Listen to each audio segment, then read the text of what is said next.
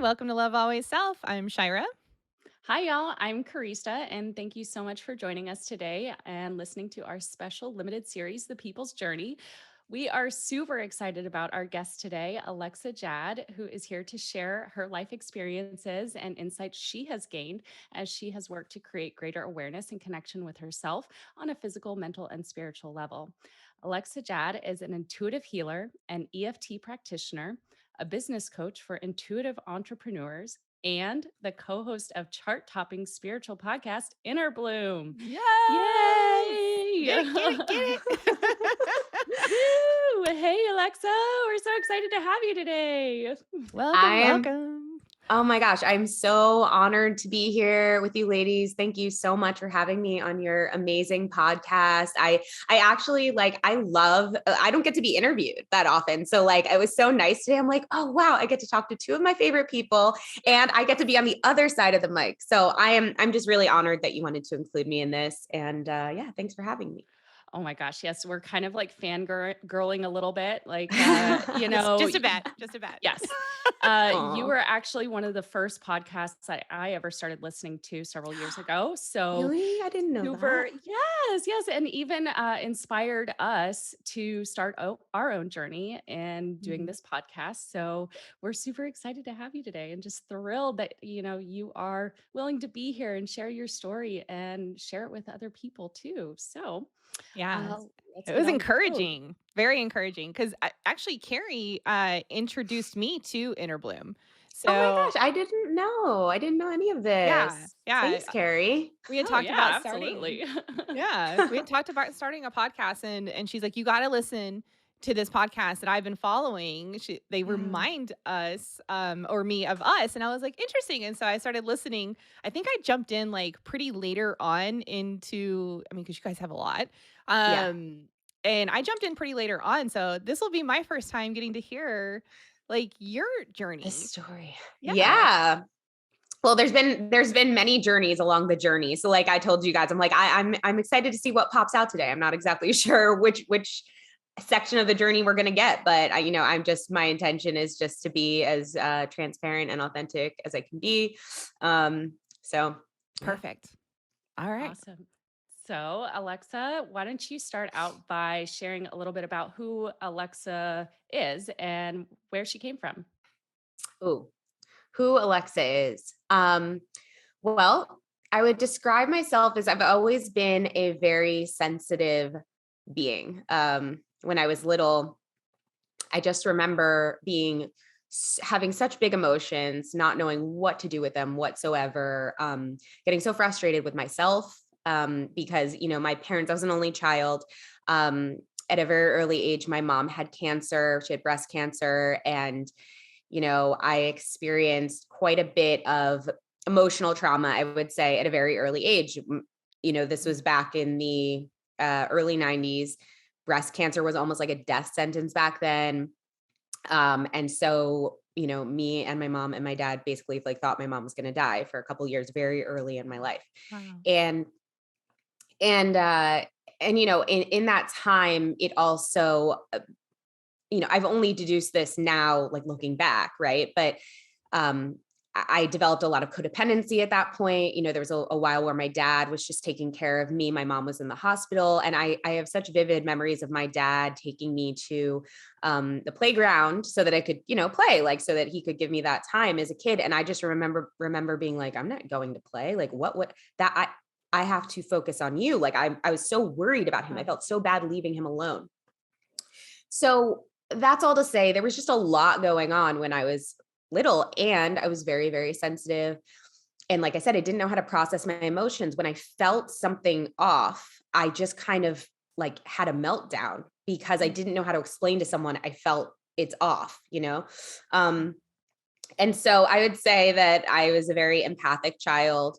Um, and I always, ever since I was little, had a tendency to I was very precocious and I always wanted to help people. Like I always ended up being that person, even from a very young age, who was like talking to people about their issues. Um, and so as I grew up in Philadelphia.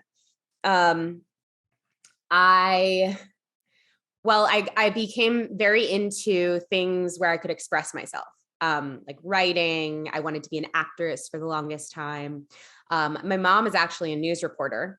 What? So yeah, she's a news reporter for my whole life, basically. And my dad's a cameraman in the news. So that's how they met. They met at a Oh, news station. Wow.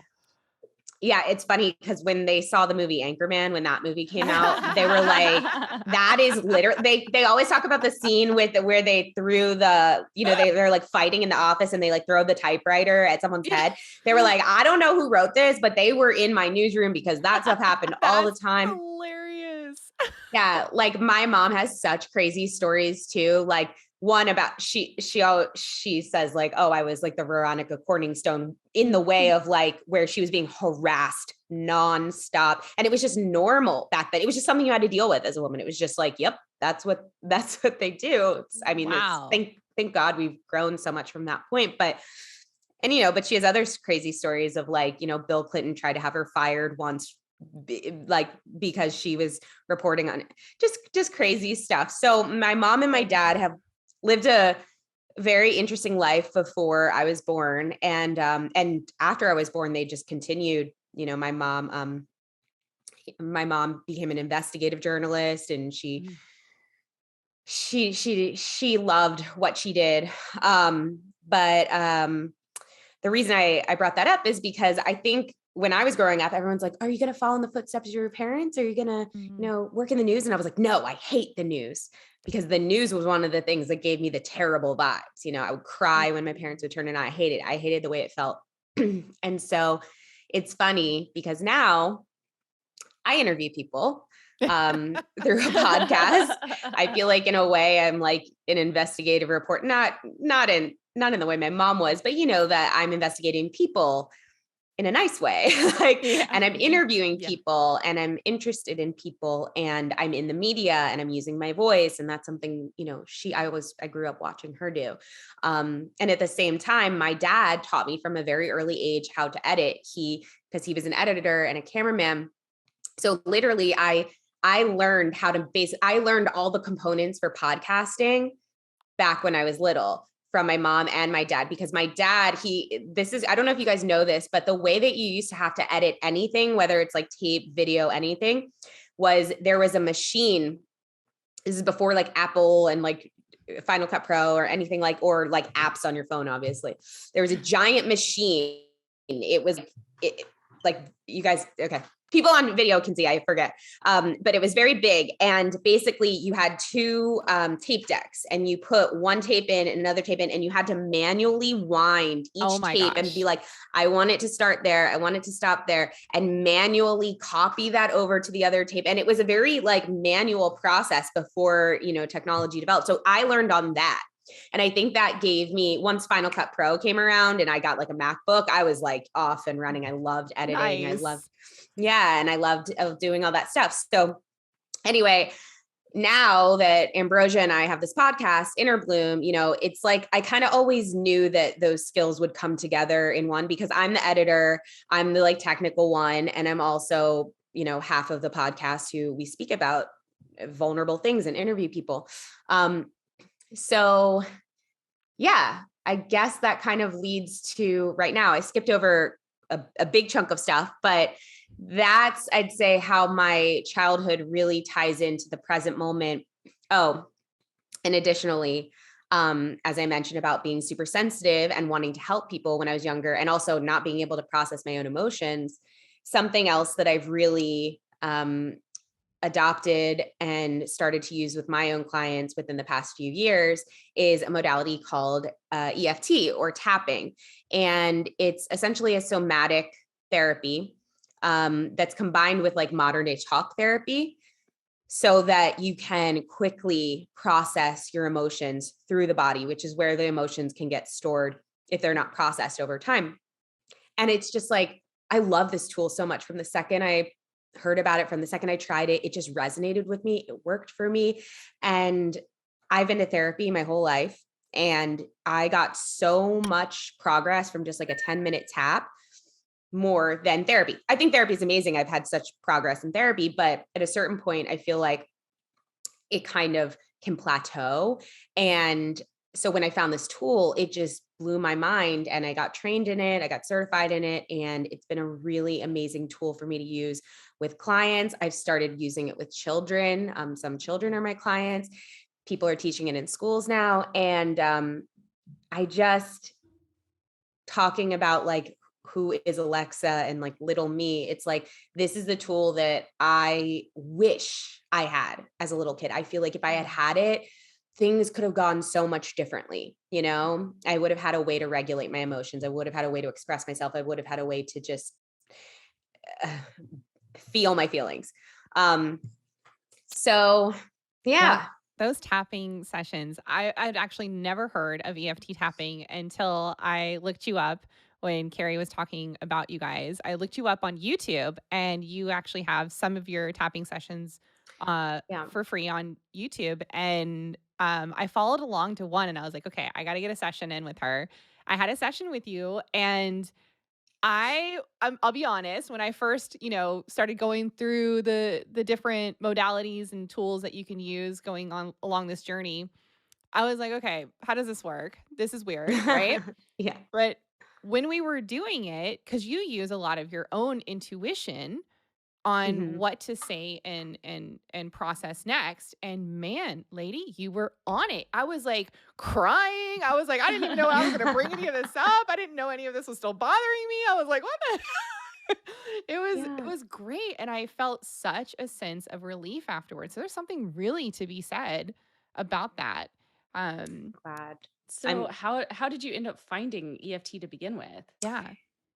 Yeah. So, okay. Well, maybe I should tell kind of the rest of the story that leads up until that I Yeah. just like skipped over. So basically, um, I grew up, like I said, thinking I was going to act or like write or work in the movie business or something. And at a very early age, I got in my head, when I'm 18, I'm moving to LA. I'm going to work. I'm going to be either an actress or a director or a writer. I'm going to work in LA and Hollywood. That was my dream. And so, when it came time to apply for colleges, I only applied to California. I only applied to UCLA, USC, and Loyola Marymount. And then my parents like forced me to apply to these two school, like University of Florida and Florida State, because just they were like, well, what if? So, but I just knew where I wanted to go, and I ended up getting into USC, which was my first choice, and so it was kind of like I was 18, my dream was coming true. I was going to LA, and I just had it in my mind of like, when you have something in your mind for so long, you just think you're going to go there and it's just going to be. And don't get me wrong, like it was so amazing in so many ways. I was finally out in LA. I was on my own. I had a whole new group of friends. I got to like reinvent myself. It was all this, but it also was kind of a reality check of like, oh, do I really want to do movies? Like, do I really want to work in this business? Or do I not even know what I want to do? Like maybe I just said that for all these years because I love the idea of movies and Hollywood, but like, do I really want to do it? And so I decided that I was going to explore and see what I actually liked. And what I ended up in was communication. And then later on, I decided I wanted to double major in psychology because I was really interested in both of those things, interestingly enough. And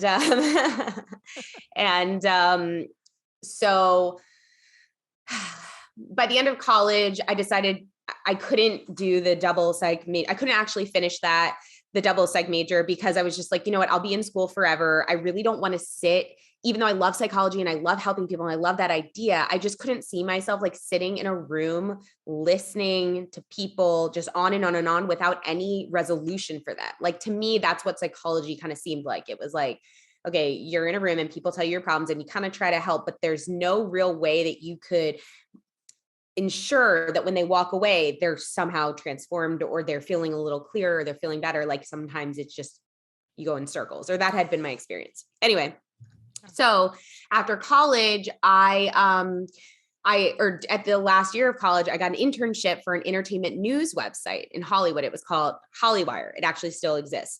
And back then there was only like 3 women running it. It was brand new. I was like one of the first interns, and it was my dream. Like they hired me as an intern, and next thing I know, I'm on the red carpet celebrities, interviewing them, press passes. I get to go, like anything I wanted to do, I got to go there. And I just was like, this is it. This is my dream. Wow. And it was so exciting at first. It was so amazing. It was so glamorous. And, then as time also, then they hired me out of college. So I got to stay, and I moved into an apartment. But, it's like after about a year of doing that, went into my second year of doing it, and I was over it. I was done. I felt all the negative things of LA. I felt like, what's real here? Like, who am I? What am I doing? Like, this is high school. Like seeing celebrities just become boring at that point. And I never wanted to feel that way about it, Yeah. And I was in a very dark place. And anyway, a bunch of things transpire to lead me to decide that I'm going to move back home. And back to Philly, which is a place I never thought I wanted to be. I never thought that I wanted to, when I grew up in Philly, I couldn't really experience it, because I'm underage. I can't really go anywhere. I lived in the suburbs, not the city. So I just always thought, oh, I don't like this place. And then I come back, in my early 20s, and I'm like, this is an amazing city. Wow. Like I never realized this is amazing. So I come back. And just around this time, and Shira, this is where you and I have crossover. Just around this time, this was like 2011. When I left LA, I had been really getting into like EDM and dance music and house music, and festivals were just starting to really become a thing. Like not even mainstream yet, just like they were starting to bubble up. And because I had a press pass at that entertainment news website, I could apply for press anywhere. Like me and my friend who worked with me, we loved like DJs and stuff. So she's like, let's apply for Ultra down in Miami, which is like the biggest, at the time was the biggest festival in the States. Yeah. And they just gave us backstage press passes. Like, we're this little website, but right. It was just that time, that perfect time to be there. And so, we had some really amazing experiences, but the one thing I walked away from LA with was knowing I'm really into music right now. And I'd always loved music so much, but my passion for music was just like really bubbling up. And so when I moved home, I'm back in my parents' house, don't know what I'm doing with my life. I just know I don't want to be in LA and I need something new. And to be honest with you, my life is full of these moments. Like, I don't know about you guys, and I don't know if that's just a normal thing that happens to people, but I feel like me and my husband are very different. My husband is the type of guy who he is very constant in his life. Just things just build and build and build. Yeah. Friendships, jobs, like they just go on. And for me, it's usually like I have seasons, I have this season, and then there's a big finale, and then it's like, what's the next season going to be? And then, exactly. And anyway, so I've just come to realize this about myself. But anyway, this was one of it, that season ended, and then we're trying to figure out what's the next season going to be. And as I'm living at my parents' house, working in some like beauty studio as a receptionist, just because that's a job I could get, and I'm just like, I don't know, I'll figure something out. I'm trying to go to music like festivals and shows on the East Coast. They were so abundant on the West Coast, but like I'm trying to find them on the East Coast, and one was finally going to happen. And so I'm trying to look online for like clothes that I can wear, like bright clothes and clothes with something cool on it. And I just, no matter what I looked for, I couldn't find anything. And I was so frustrated. So at the time I knew this guy who had a print shop back in Venice, California, and he would do print on demand stuff. And so I messaged him, I was like, hey, like if I wanted to like make some shirts, like for myself, but maybe also to like sell, like, would you be able to do that for me? Like, how much would that cost? And he was like, why don't you just make a storefront, put up whatever designs you want, and whenever someone orders it, I'll just print it for you and ship it, and I'll take a fee, I'll take a cut, and that's how we'll do it. And I was like, what? You can do that? And he's like, yeah. So it was like, boom, light bulb in my head, because I'm like, there's nothing out there like this. Like it doesn't exist. And I knew that the swell was coming, because I had just come from the West Coast. So I basically locked myself in my room for like 3 months and just worked like crazy on this website and this brand that I called Bad Kids. It's really funny, but I called it Bad Kids because I thought well, at the time I was listening to Lady Gaga. She has a song called Bad Kids. Yep. And I just listening to that all the time. But I think when I listened to that song and I thought of this brand, it made me think about how when you're raving or you're at a festival or you're in this music scene, which is so full, you know, you can think of it as, like all these kids on Molly or something like that. But on the other hand, when you're actually in it, you realize like how much love is a part of it, like how much community is a part of it, how much I think the culture was about to explode because we were, as people, were really longing for ways to come together and meet each other and celebrate life with one another. And from the outside, if you're not a part of it, it's very easy to judge and be like, oh, those bad kids. But when you're inside of it, you realize like, no, it's like actually the opposite. Like that's how I felt about it. It's the opposite. Yeah. So the bad kids thing was kind of an ironic, like tongue in cheek, like, oh yeah, we're bad kids. So kind of anyway, making fun of that label a little bit. Exactly. Yeah. Exactly. Like if you get it, you get it. And if you don't, you don't, you know what I mean? Like Right. it affirms either way. Yeah. So anyway, so I just like spent 3 months in my room designing things in Photoshop and like creating this online storefront. I think my parents like probably thought that they'd never see me work on something like this in my life. They probably, they tell me all the time, they're like, we had no idea what was going on in that room. We had no idea what was going to come out when you finally came out. Like, what was it going to be? But they knew I was like obsessed with it. And I was in it. It was one of those moments where just life just took me, you know what I mean? Where you just feel like you can't not do it. I couldn't not do it. And so then, you know, 3 months later, I come out, I'm ready to go. I launch it. And like pretty immediately it took off. Like it just started taking off. And I ended up getting my own printer eventually. I was printing my own stuff, shipping it. And it started to get so big within the first year that I got very overwhelmed and I just like, oh my God, I don't know what to do. Like it was like a, good problem to have, but I didn't know how to handle all the work. And my best friend from childhood, her name's Andy. She was working in New York as like partnership development marketing firm. She's really good at like business and advertising and stuff. And she's like, well, why don't you let me help you? Like, let me look at the business real quick and I'll just like help you one night. And that turned into, she took a look at it and was like, no, I want in on this. Like, how do I get in on this? Let me be a part of this. Let's turn this into a lifestyle brand. Let's turn this into an events company. Like, let's expand. This can be so much more. So she came in and it became the two of us, similar to how, right now it's me and Ambi. Interesting, the name thing there. But the two of them get so annoyed because whenever I'm talking to one of them, I'll constantly call the other name. And I'm just like, oh my God, sorry. It's too close. That's why I've started calling Ambrosia because it helps me. That makes sense. Yeah. But so then, yeah, the company just kind of like took on another level, and it became, Andy showed me how to turn it into this lifestyle brand, how to take the like community that I was building online. That's how I was able to get it going for the first year. I really understood how to build community on social. She showed me how to take that community and bring it out into real life, into real events and real life engagement, and get people to feel like they were a part of something, and that they cared about this brand, and people cared about this brand so much. Like we would go places, and I mean, it would be so annoying for people because we'd be like 100 people deep, there would just be like people whenever we would go places. So we started doing these events in New York. They were insanely successful. We actually had the Chainsmokers play at our event right before they exploded. And yeah, it was a really wild ride. We had a reality show developed around us.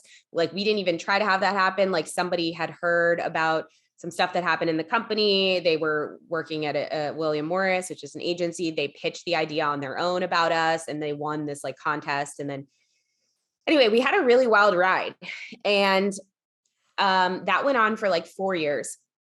And towards the end of that ride, I was getting very, very tired because I just felt powerless. I felt like even though all this amazing stuff was happening, there was a lot of issues on the foundation. It was just hard. It was very hard to move it forward. And the business had expanded, and all the people who worked in the business lived in New York, and I lived in Philly. And I felt very separate from everyone. I felt very alone. And so eventually I found a way to say, you know what, I'm moving on from this. You guys can keep going with the business. Like, how crazy, like a business I created in my parents' bedroom. I'm just like, you guys carry on and I'm going to peace out. Because what I had become interested in was managing artists, like managing DJs. And I had a friend who was a successful DJ. Well, successful in his own right, but like he had so much talent. He has so much talent. He's touring all over now. But at the time he needed like more attention. And I was like, I could feel my natural, my just natural ability to kind of coach him a little bit or just support him or get him in the right space. And so I was like, I think I want to be his manager. Like I want to, and you know, stuff happens. And basically I end up being given the opportunity to manage him. And from there, it was like, I ended up signing this other duo that was really hot at the time that I was like really into. And it just kind of took off from there. I picked up more and more artists and I just started managing and doing PR in the music industry. And this was like a really empowering time for me because I had spent so long in this business that I loved and it was so fun, but I also felt very like not powerful. Like I felt like I was always messing up. I felt like towards the end, I felt like drained. I just felt kind of like stuck. And then I moved into this thing that was kind of more my own thing where I felt powerful and I felt excited and I felt like I could, you know, help these kids like be seen and their music be heard. And it just kind of took me to the next level of that. But with that power also came, I'd say, a lot of like ego. And a lot of things that were very destructive for me. Like I had been prescribed Adderall at the time that it was during my first company, but I had really started to like abuse it. And I was prescribed way too much, way too much. So, I mean, it was not good. I was insane. I was way too skinny. I was not healthy. I was not eating right. I wasn't sleeping. I was angry all the time. All my relationships were starting to fall apart, like me and my boyfriend, me and my parents, me and my friend. I mean, everything. It was like I had one thing I wanted, right? But everything else was being sacrificed. And it took me a long time to see it because I was just so kind of like I'm saying, like ego driven. I was very into all the people that I knew and all the power that I thought I had and blah, blah, blah, blah, blah. So, anyway, I needed a wake up call. And I started to have like a lot of weird things happening with my skin and my face, which was weird because that had never happened to me in high school or middle school. Like I really never had problems with my skin, but it was starting to become like really bad. And I was like, oh, this is weird. And then one day I had what I thought was like a pimple on the side of my face, but it became a basically like a huge, like inflamed, like it looked like there was a baseball on the side of my face. Like a cyst? Yeah. So it like developed over like a day or two and it was so big that it like started to cut off my airway. Oh my gosh. Which is when we had to go to, you know, like a emergency place, not an emergency room, but you know what I mean? Like an urgent care. Yeah. And, you know, it sucked, stuck a needle in my face. It was painful, whatever. They didn't really tell me, like, they don't know why it happened. They were just like, yeah, you need to, you know, take these antibiotics, yada, yada. And you'd think that would be enough. Like, you think that I would be like, what's going on here? You know what I mean? But no, I just went back to what I was doing. And then cut to 3 weeks later, the exact same thing happened in the exact same place, but worse this time. And so I had to go to the actual emergency room. They had to do the same thing, you know, stuck the needle in my face. I literally like a doctor like walked in the room and like screamed when they saw me. It was like accident. Like they didn't realize they were going to see that.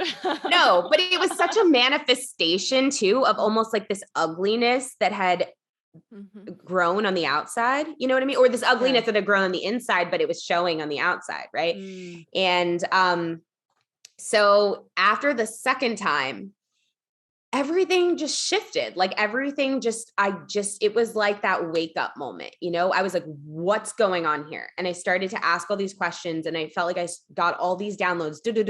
Like, you need to stop working in the music industry. You need to eat like a paleo diet. You need to meditate. You need to, like, I never meditated before. It was just all of these very clear things. Like, everything has to go this way now. And so I started down that journey. I got out of the music industry. I let my clients go.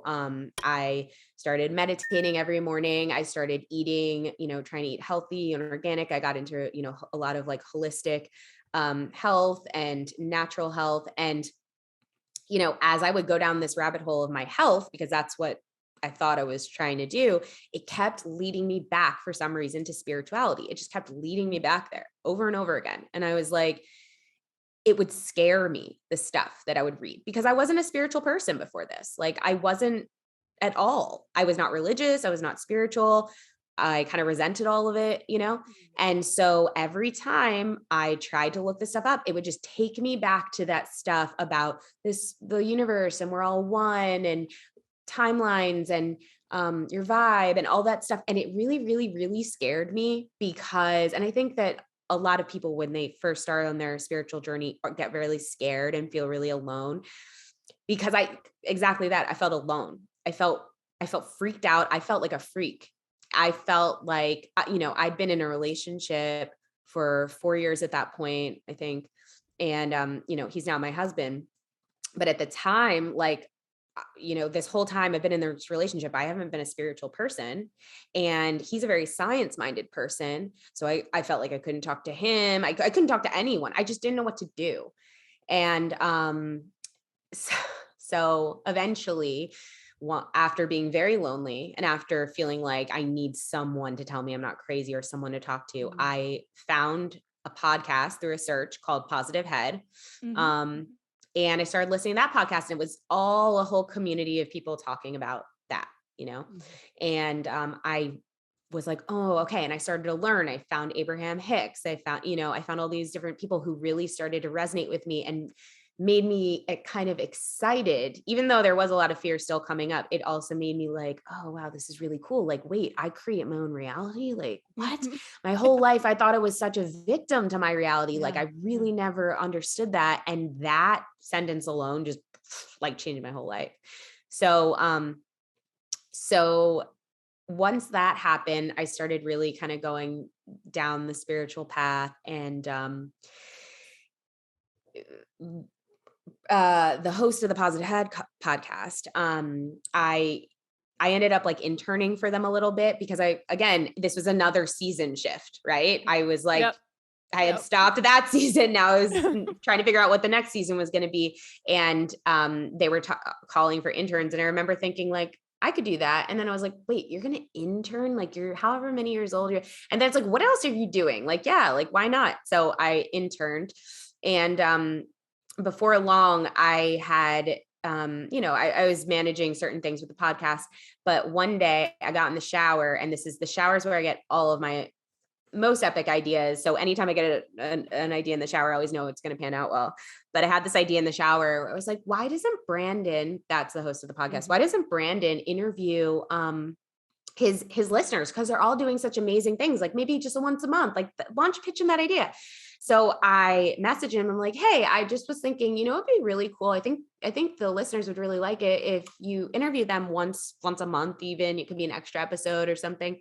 And he was like, oh, I love that idea. He was like, but why don't you do it? I'm pretty busy. He's like, and do it every week, every Friday. Cause he did the podcast every single day. So he was like, I'll give you Fridays. You just take over, just start recording them now. And he just handed it over to me. Wow. And I was like, what? Cause like, I was excited, but I was like, huh, how did this just happen? So yeah, I started putting like a call out for listeners of the podcast. Like, if you have a story, or if you just want to share about yourself, like, or what you're working on, let me know. We'll set up an interview. So I started interviewing them. My episodes would come out every Friday, and I was having a lot of fun with it. And I was also building confidence, because I had wanted to start a podcast, but I just, I don't know. there was a couple of times I tried to start a podcast before that and failed. Or it's like I started one, I released 4 episodes and then I never went back to it. Or I tried to start one with someone else. And actually I had proposed to them that our podcast be called Innerbloom and they didn't like it. And then we never recorded again. So like thankfully, and it wasn't the right person, you know? Right. Yeah. But anyway, so as I'm interviewing all these guests, who are podcast listeners, I get an email from someone who's like, hey, like, I heard you're looking for people. I'm the girl who shared the story on the podcast about my daughter being my reincarnated grandmother. And as soon as I received this email, I was like, I know exactly who you are. I had remembered hearing this story that it blew my mind. Like it was my favorite story I'd ever heard on the podcast from a listener. They had just emailed into Brandon and he had read the email. But I got so excited and it was Ambrosia. I got so excited for that interview. I remember telling my cousin, oh my God, I have the interview with this girl today.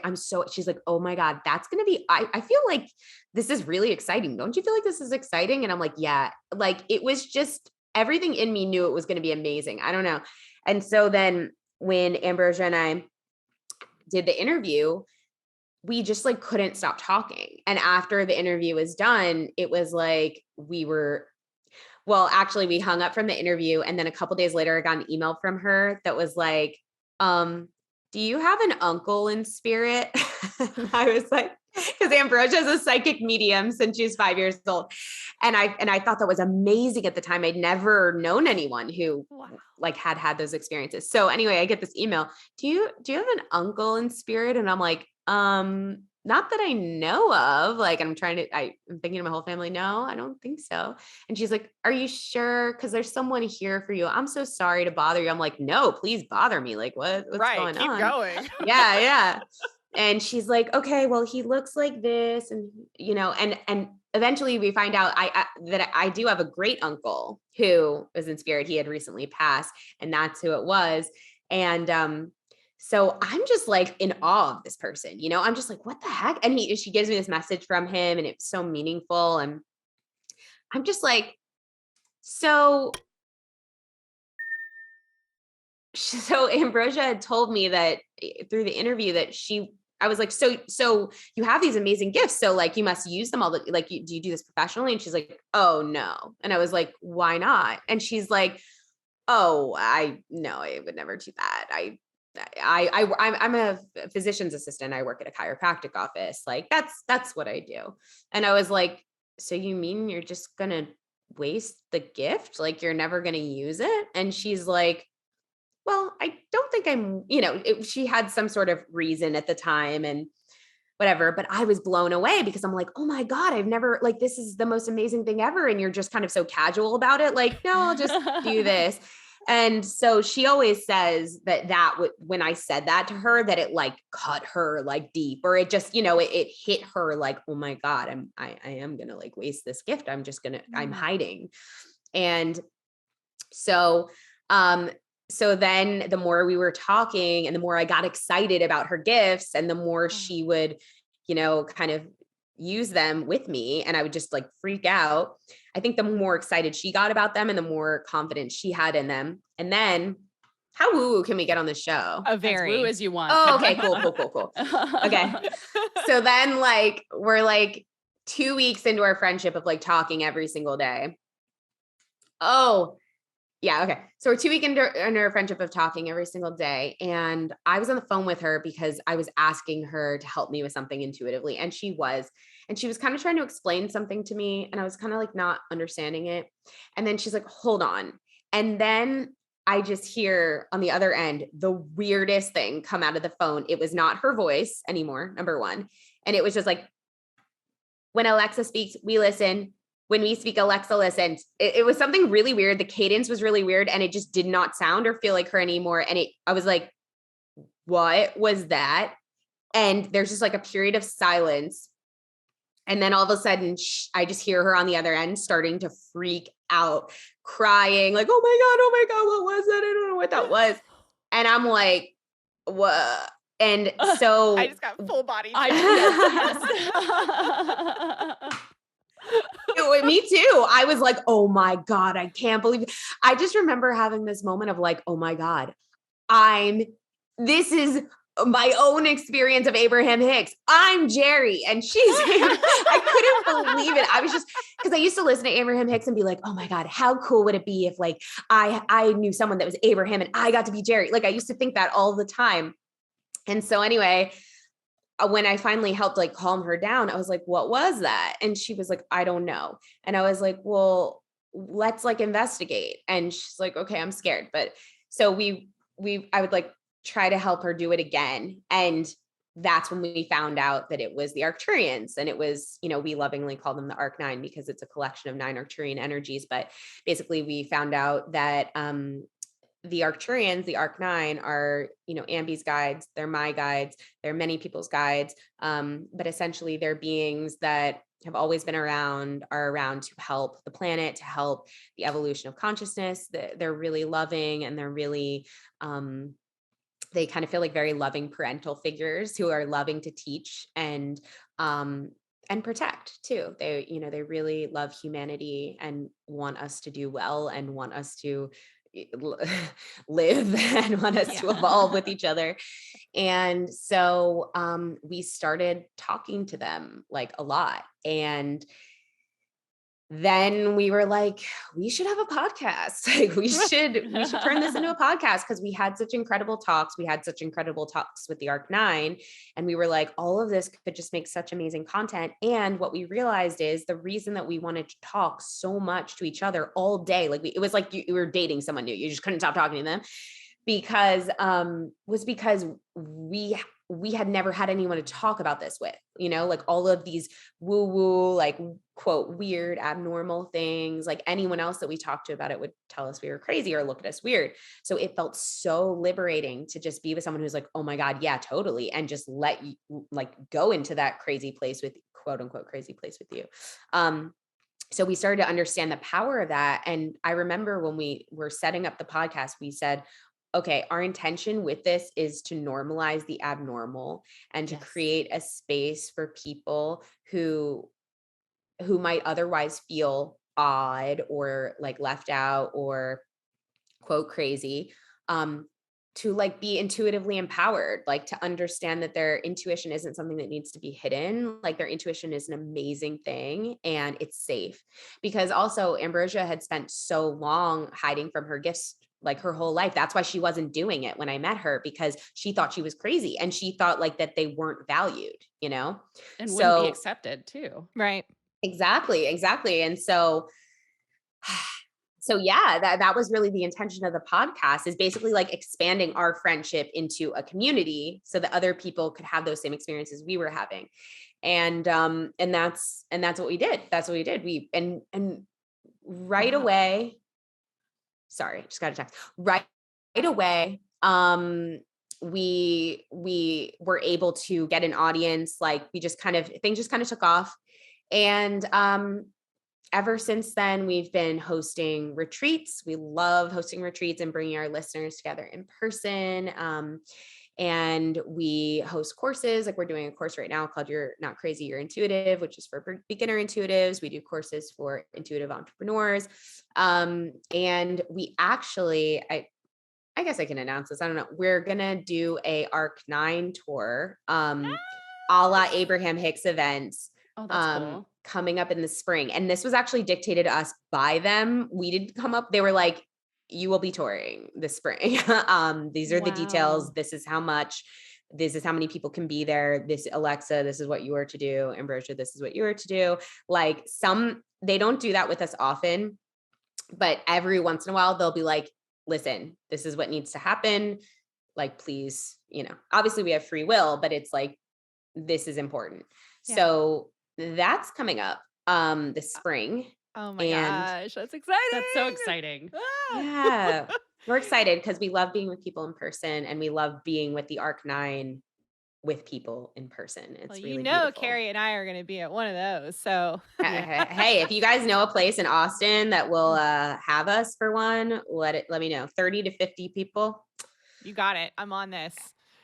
Cool. So, what's interesting while you're telling your story, I'm listening to all of these similarities. Like I knew you and I had a lot of similar paths. Mhm. I didn't know it was that close.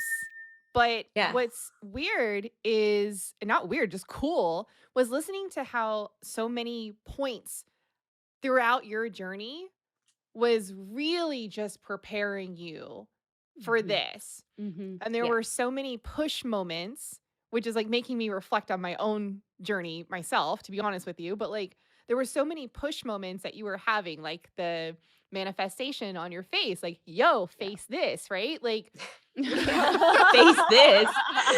Literally. I've never thought of it. right. Yeah. Like, and you know, it's interesting as all the times, you know, like when you were saying you thought that that would have been the thing that triggered you.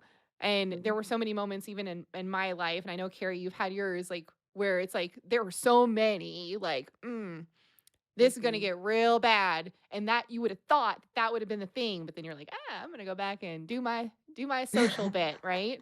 Yeah. And it's just fascinating to hear that and even to hear how you and Ambi met. Um like that's just the coolest, this is the coolest story I've heard. So like Oh, well, that total. I mean, and since then, like intuitively, the things we've discovered about like our lifetimes together, have just been yeah. like, there's one that constantly comes up where we were witches and we basically like got each other killed and, you know, and found out for being witches. And, there's another one where we were in Egypt, and there's another, I mean, we've spent many, like, we've done this a lot. And it was made clear to us through talking to the Arc 9 that like this lifetime was about us healing a lot. And we have healed so much. Like, starting our podcast was amazing. And it was also the most triggering thing in the world. Like, and I've never been able to, I've had a lot of triggering relationships, and my MO has always been to kind of peace out when it gets too hard. And Ambi too, same exact thing, same exact wounds in certain ways. And because we had this larger vision for like what this lifetime was about, and I think we could feel that magnetic pull and we could feel our purpose together, it was so clear to us. It was like that carrot dangling saying, no, like, you don't walk away this time. Like, follow the carrot. So meaning when things got hard, talk about it. Like, I have never had such crazy, raw, authentic conversations about the way that I'm feeling or what is triggering me than with her. Like, there's nothing that we cannot say to each other. And we are still that way. And because of that, we got through some pretty heavy stuff, so it's great because now it's kind of like it's like when the plane's going up and there's like a lot of turbulence and then it's like now we're in that part where we're kind of like coasting on the top because we know how to talk to each other. We know how to fight. We know how to argue. We just know that we'll resolve it. You know what I mean? No matter what it is. And we know that we need to talk to each other and we can't hold anything in or it's going to come out later. So it's turned into a very healthy relationship. Isn't that beautiful? I love that. I It was just is. thinking how I feel like you're describing our relationship Right. too. I was just thinking that too. I was like, I was wondering that when I was saying it because we're both parallels. cheesing. we're both cheesing big time. I mean, how amazing. That's probably why you guys are so strong together and are so, how refreshing is that? Like, how amazing is that to have somebody that I don't think friendships are determined by how much of the time you guys are like not fighting. I think the friendship is determined by like how deep can you go with someone and still be okay? Like how real can you get with someone and know that they're not going to walk away and you're not going to walk away? I Talk think about experiencing total acceptance. Yes. yes. Yes. Total acceptance. Total, exactly. That is unconditional love. Unconditional. Absolutely. 100%. Because I say some pretty wild shit to her. So Trust me too. I tell you what is, I found very inspiring from your journey is this ability to constantly reevaluate what does Alexa want, and am I enjoying this, and how do I want to proceed in this next season? It's Yeah. inspiring. Yes, absolutely. It's I, inspiring. I like how you put that. I've never like, what does Alexa want? I feel like that's got to be my mantra for the next little bit, because I don't think I guess I do operate in that way, but I don't think of it that way. But I mean, even just now, like even in the beginning of this year, I guess I have asked myself that and realized like, in a way, I feel like there's a whole new layer of me that's being shed, this persona that I've been like projecting, this person I thought I had to be, this person I thought everyone wanted me to be. And the realization that like, no, I don't have to be that. I don't have to be anything. I can just literally be exactly as I am. Like I thought because I was in this space, this world of, healing, coaching, blah, blah, blah, blah, blah. I have to be this certain way. I have to be serious, And the reality is I'm not serious. Like I am serious about some stuff, but like my true personality is bubbly and I like to laugh and I like to have fun. And, I want to be able to let that shine through what I do. And so when you brought that up, Carrie, it was like, what does Alexa want now? It's like, that's a question I was asking myself at the beginning of this year. And what came was just like 100% like authenticity, like just as much, just the ability to allow myself to be and not have to be anything else, Free to be me. Free to be me. Of course, we'd all tune it out, wouldn't we? Yeah. Just sing it out. All good. Feeling good. Just sing it out. There's got to be like a few different songs that have that in it somewhere. Oh my gosh, there has to be. We like to ask our guests some rapid fire questions. Oh, Sometimes we call them a slow burn question, though. okay. Depends on how long you want to answer it. So Carrie, if you want to kick those off. Sure. So, Alexa, what is your favorite self-care activity? Oh, okay. I think it's definitely talking to people. Like that sounds, I don't know, maybe some people wouldn't consider that self-care, but I certainly do. Like talking to my mom always centers me and just gives me such amazing perspective. And it just allows me to talk my own stuff out. Talking to Ambrosia. I mean, just talking to people that I know, once again, are loving me unconditionally and are allowing me to be as I am, but also want the best for me. That's just so healing to me. I think the other thing is working out.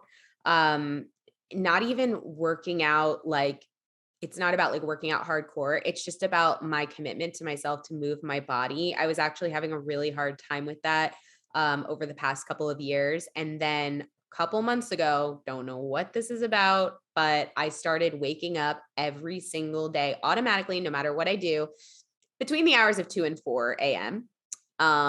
And like last night, I actually woke up at 1:30 and I was like, am I just never going to go to bed? Like, is it going to get so early that it's 9:00, but instead of fighting it, which is something I used to do all the time, I've said, okay, well, if I'm up, I'm up. Like, let me go like do something with this. So I get up, I start my day like I would, and I've been able to do so much. And one of the things that I've been able to do is I go down to the gym in my building.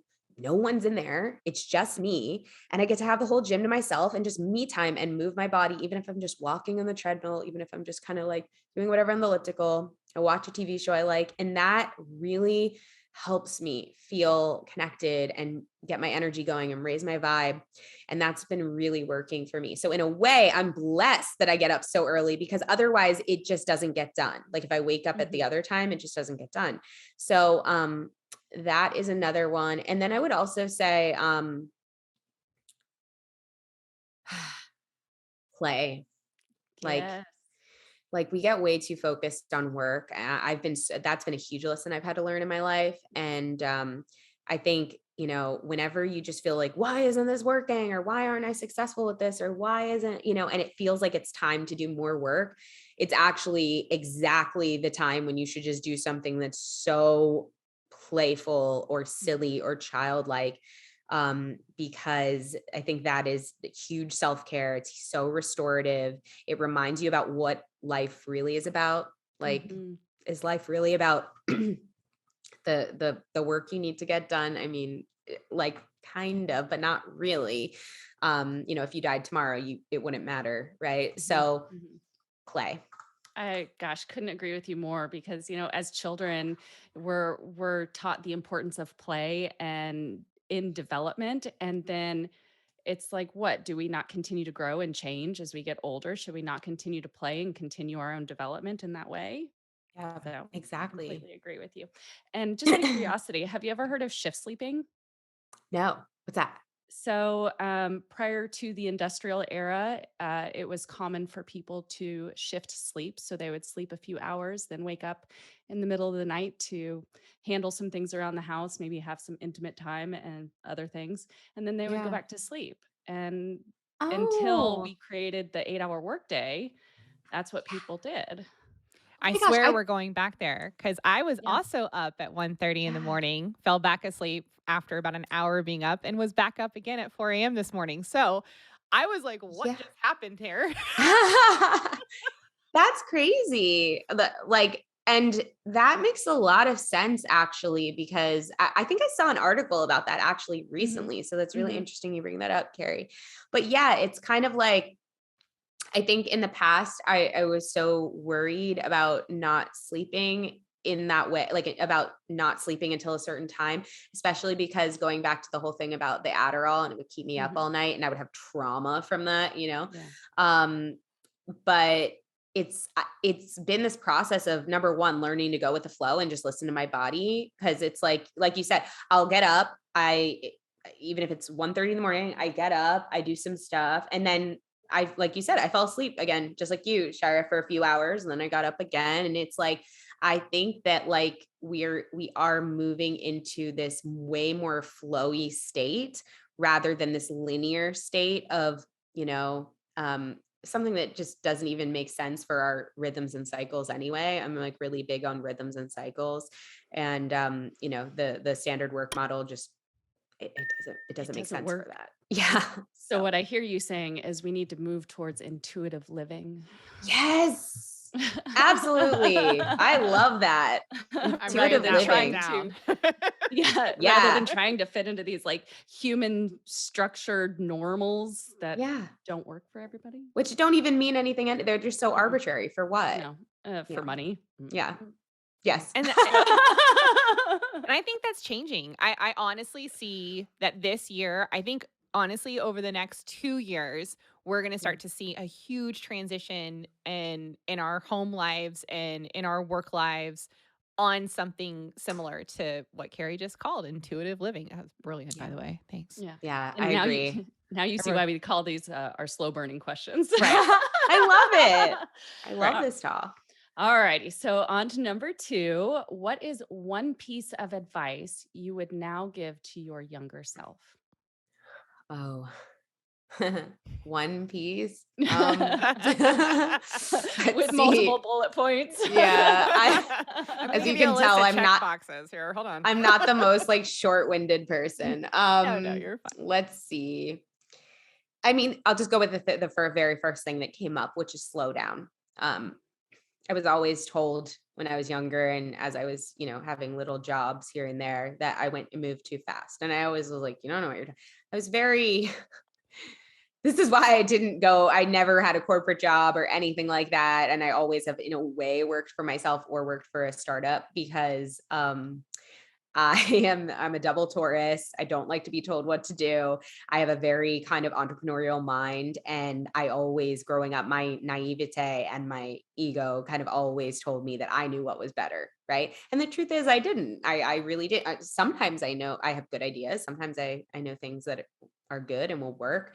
But the truth is that, first of all, life's not a race. Like there's no, why are we we don't have to go so fast. And second of all, when you go fast, you miss a lot of things. And, as I've grown older, I've learned to really appreciate the details, like really appreciate, for example, when I email someone or when I message them, I will like double, triple, quadruple check the spelling of their name. If I don't certainly know it, I will, because to me, that means a lot. Like if somebody misspells my name, even by a letter, it's not that I'm sitting here like trying to judge you. It's just that right away it kind of is like, oh, you don't really care. You're not really paying attention. It's just something that I think.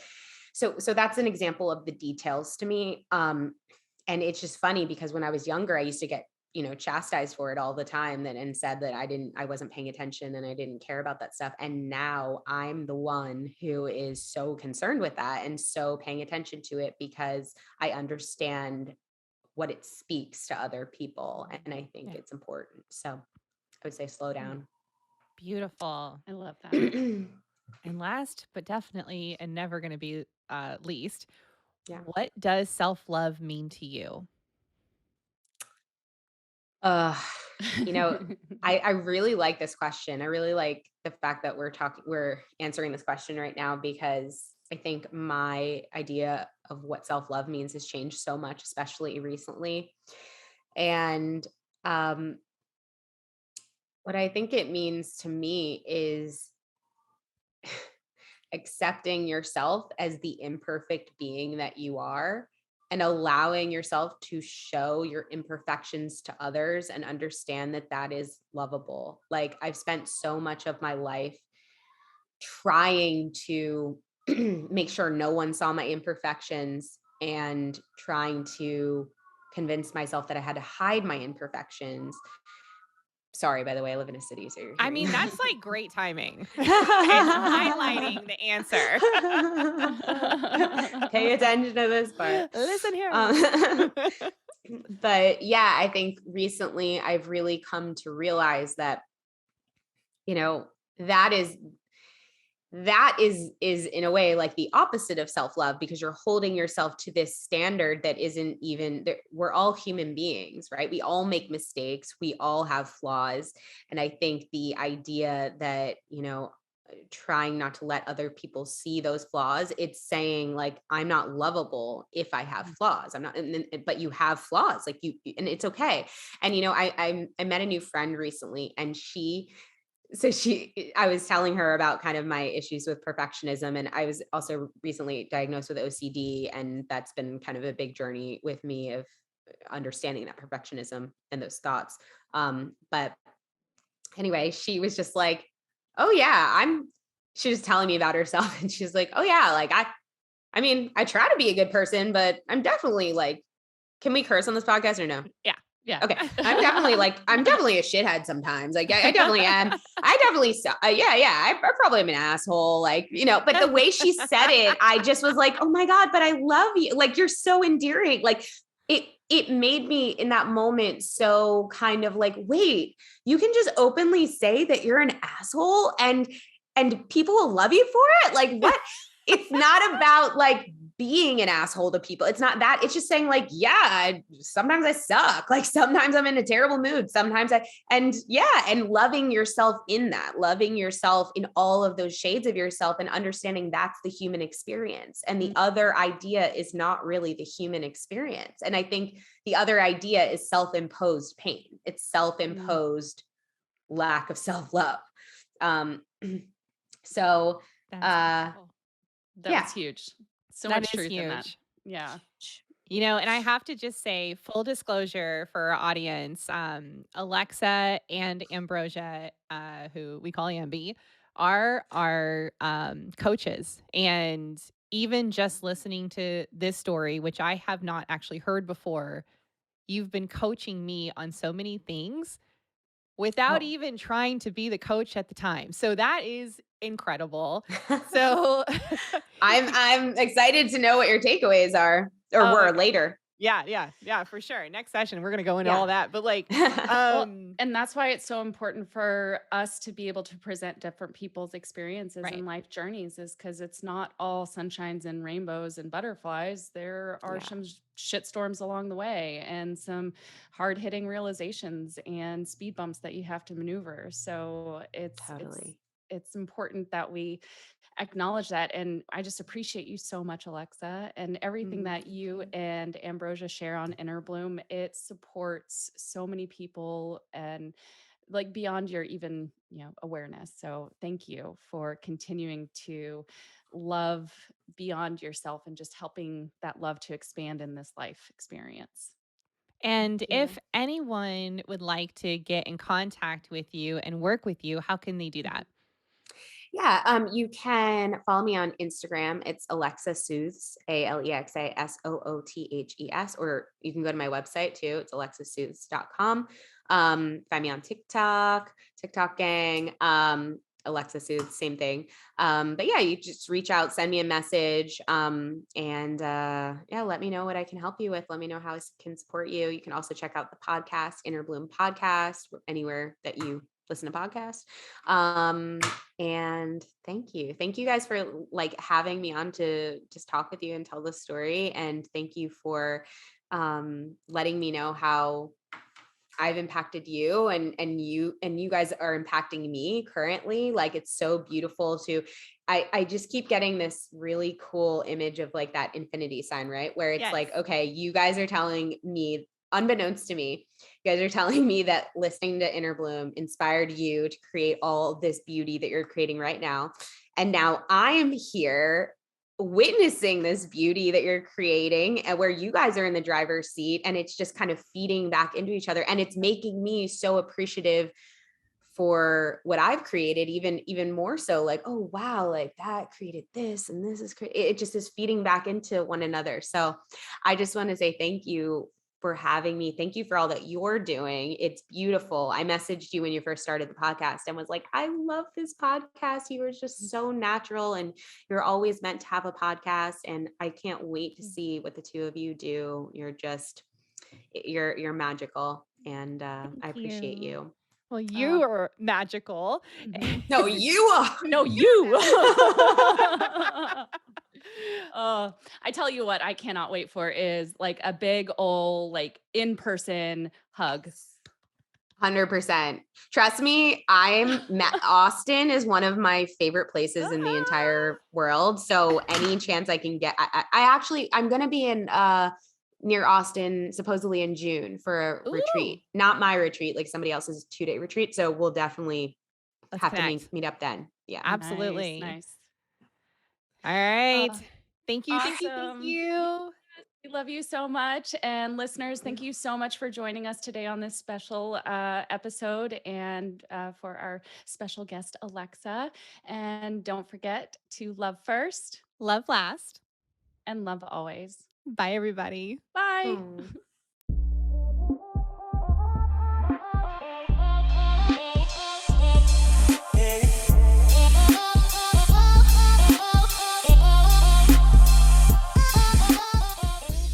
Hey, listener, thank you so much for taking the time to be with us in this moment. We hope you enjoyed today's episode, and we look forward to our next connection. Don't forget to like, subscribe, and follow to stay notified of new content from Love Always Self. If you have any questions or topics you'd like for us to discuss, please hit us up on any of our social media platforms linked in the show notes below. I'm Karista. And I'm Shira. And until next time, remember to love first, love last, and love always.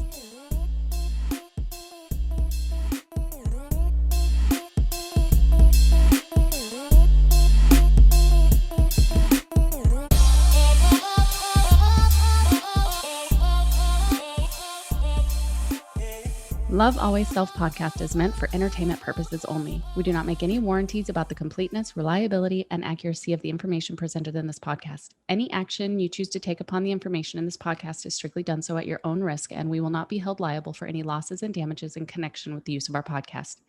Any and all medical concerns should be addressed with a licensed healthcare provider, as well as any questions that may be derived from the information discussed in this podcast.